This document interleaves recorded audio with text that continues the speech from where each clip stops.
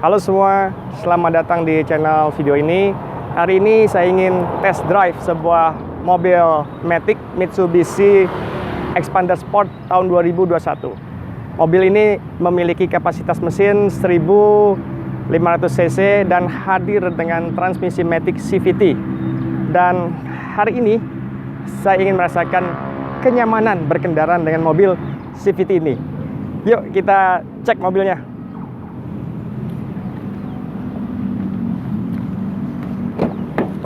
Dan ini adalah penampilan simbol dari tuas Matic-nya. Urutan simbol transmisi ini sama dengan mobil Matic pada umumnya.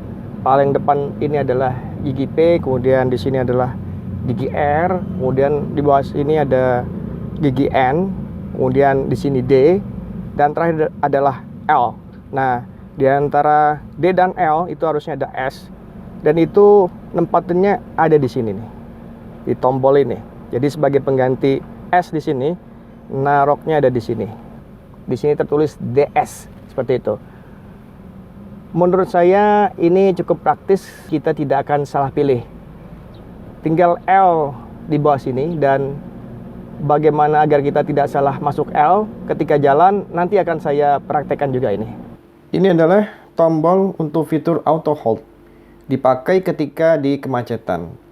Fungsinya adalah untuk menggantikan kaki kita ketika kita tidak ingin capek karena menginjak rem terus-menerus saat berada di kemacetan. Jadi kalau kita nyalakan fitur ini, bila kita merem mobil sampai mobil berhenti, maka rem secara otomatis akan lanjut mengunci walaupun kita sudah lepaskan injakan rem. Dan ketika kita kembali injak gas mobil, kuncian rem pun akan lepas secara otomatis dan mobil bisa bergerak. Dan ini adalah electric parking brake. Mobil ini sudah tidak lagi menggunakan rem tangan seperti tuas begitu. Ketika mau parkir kan kita tarik rem tangan ya. Tapi hanya menggunakan switch seperti ini ya. Nih, nyala dia. Ya. Dan itu bisa kelihatan juga di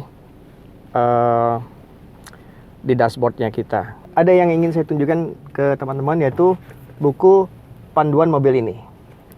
Ada yang unik di dalam buku ini. Dalam buku panduan ini sudah menuliskan secara lengkap bagaimana cara bawa mobil CVT ini. Sudah juga memberikan instruksi ketika berhenti di lampu merah. Ini udah saya tandai ya. Saya bacakan ya.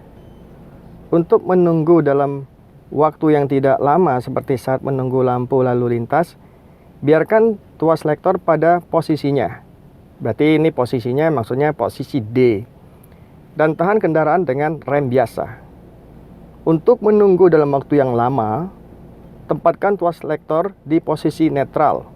Dan gunakan rem parkir sambil tetap menahan kendaraan dengan rem biasa.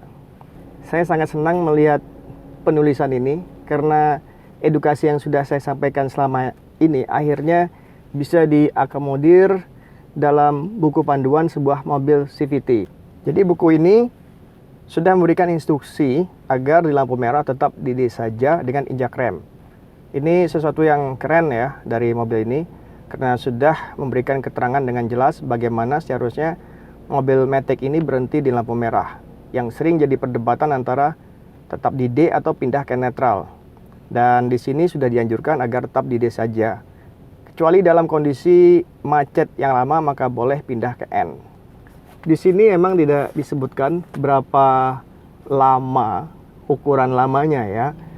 Sepertinya itu diserahkan kepada persepsi masing-masing. Menurut saya, persepsi saya yang namanya lama itu bila lebih dari 30 menit. Jadi kebiasaan saya, kalau kurang dari 30 menit ya biarkan di D saja dan tinggal injak rem.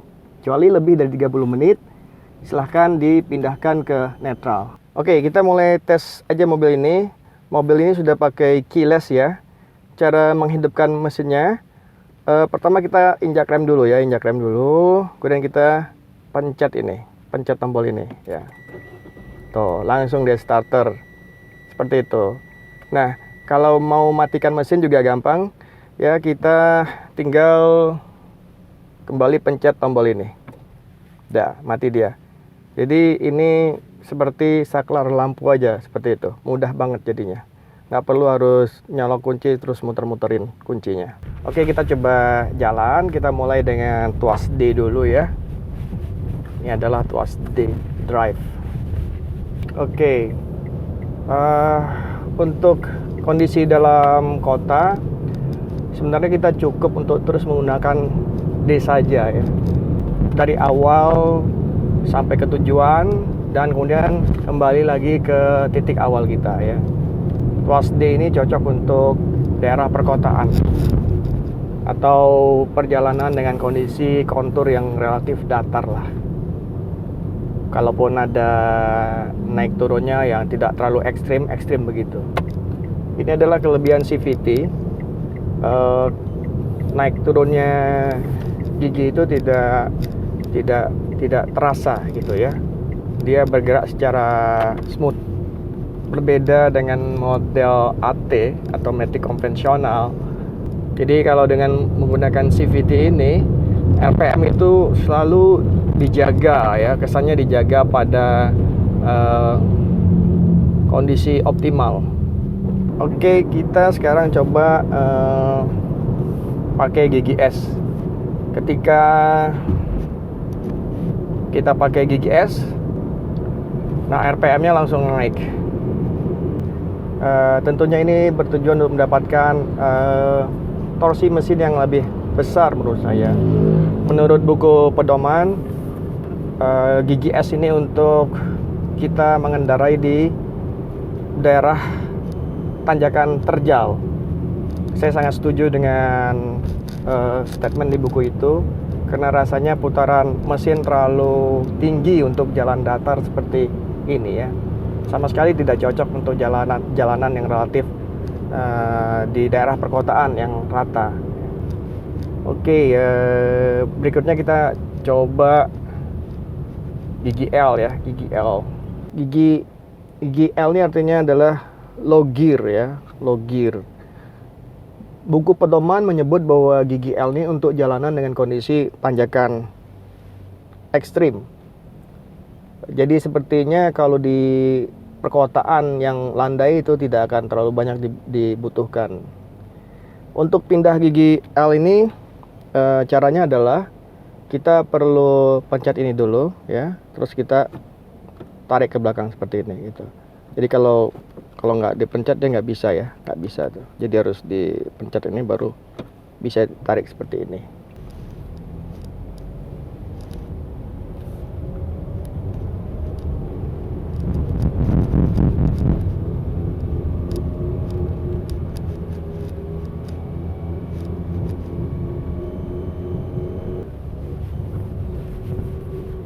Oke, ini adalah gigi L. Tidak ada yang terlalu khusus di sini. Ini seperti gigi satu aja sebenarnya. Jadi dipakai untuk menghadapi tanjakan yang ekstrim. Oke, saya kira cukup. Sekarang saya ingin tunjukkan cara berhenti di lampu merah dengan menggunakan mobil ini. Sesuai buku pedoman mobil ini, di lampu merah biarkan tuas di D. Jadi kita akan coba simulasikan instruksi itu di lampu merah. Di depan kita lampu merahnya 160 detik karena kita berhenti di lampu merah. Saya akan tetap injak rem seperti ini di lampu merah ini. Kondisi mesin masih stabil ya.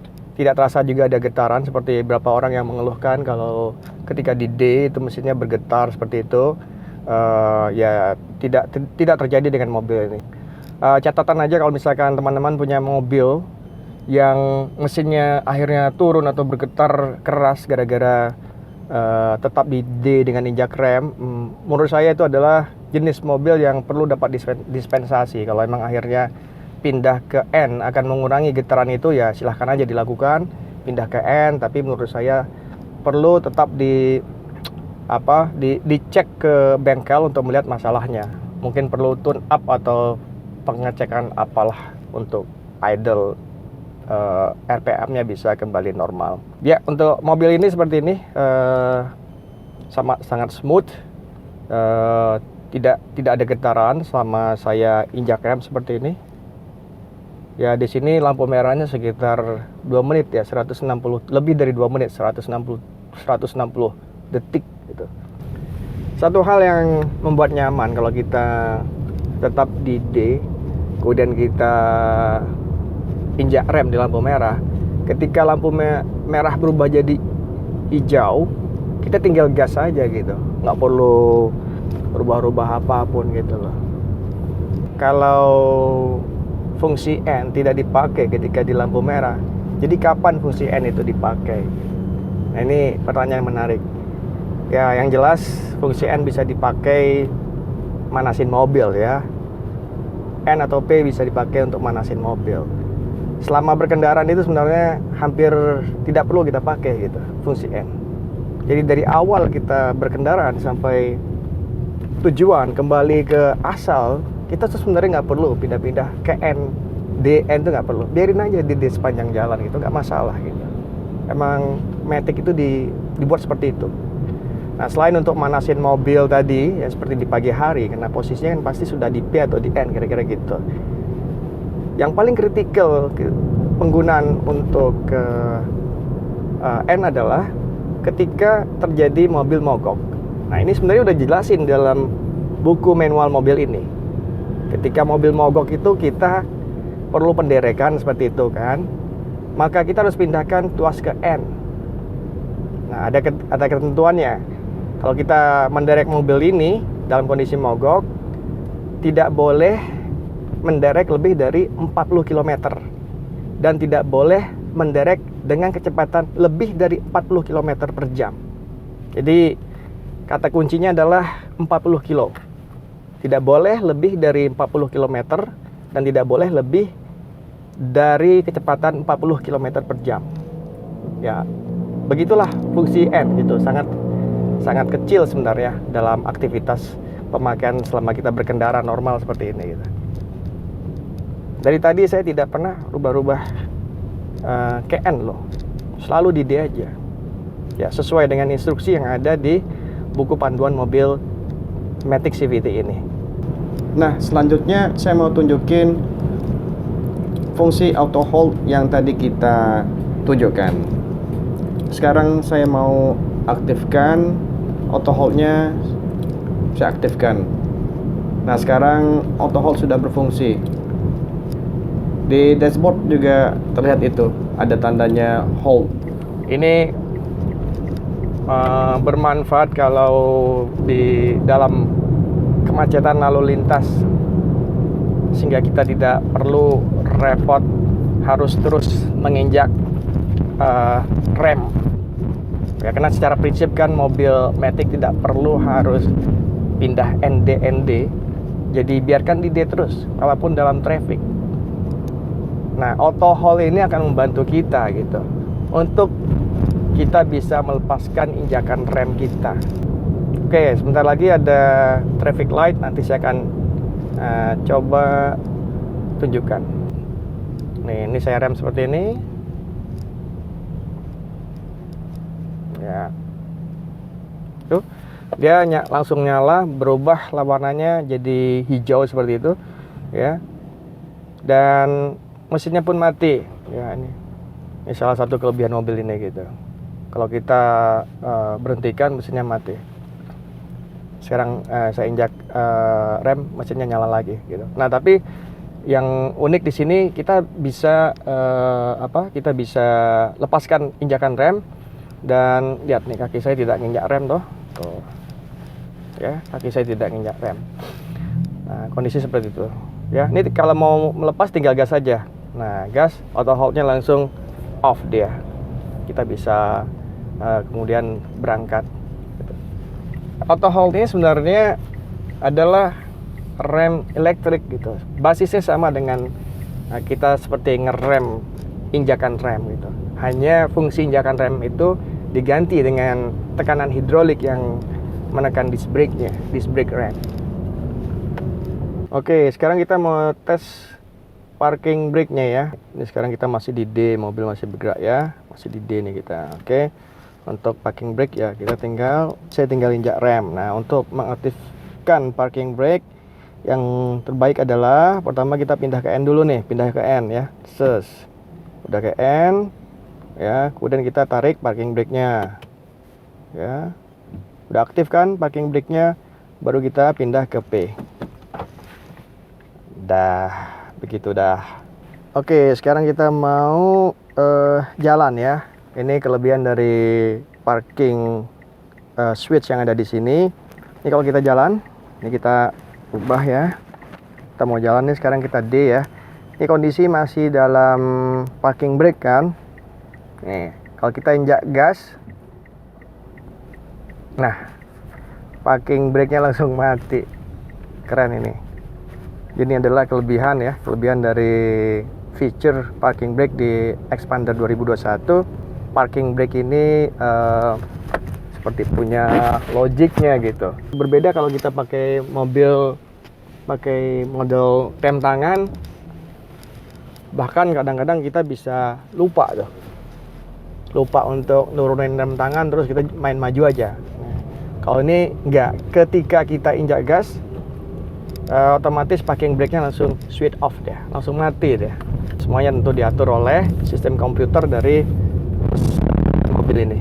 Mobil ini dilengkapi dengan hill assist yang memberikan kemudahan bagi pengendara untuk berhenti dan start atau bergerak di tanjakan seperti itu. Kalau kita pakai mobil Matic biasa, ketika kita berhenti di tanjakan kemudian mau jalan lagi, mobil kan cenderung agak turun tuh, ketarik gravitasi dan mundur gitu kan. Nah, mobil ini nggak begitu gitu. Mobil ini ketika kita mau gas dia tetap stabil selama 3 detik. Setelah 3 detik kalau kita nggak injak gas dia baru mundur gitu, ketarik sama gravitasi. Nah, kita coba ya, kita lihat ada sebuah tanjakan cukup tinggi di sekitar Bintaro ini, kita coba di situ.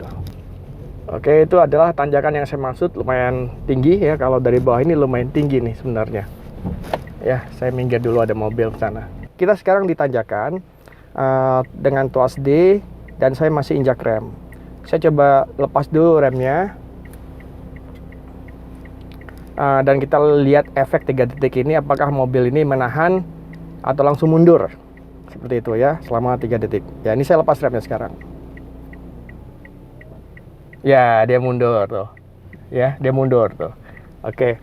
Nah, ini maksudnya adalah mobil ini memberikan kesempatan ke kita selama 3 detik untuk segera melakukan pengegasan dan maju, sehingga mobil itu tidak sempat mundur. Ini cocok sebenarnya, cocok banget untuk untuk pemula yang baru belajar bawa mobil Matic gitu. Jadi dipastikan kalau pakai mobil ini efek mundur di tanjakan tinggi seperti ini tidak akan terjadi ya.